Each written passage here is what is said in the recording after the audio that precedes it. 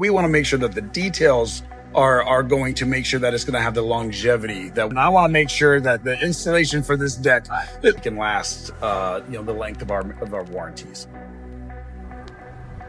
The correct area and the correct width.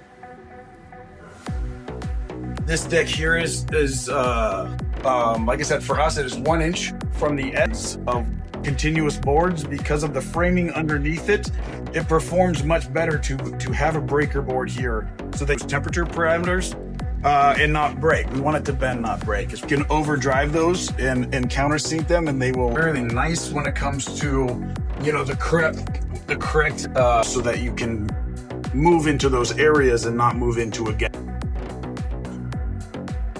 Lines is what we like to call it.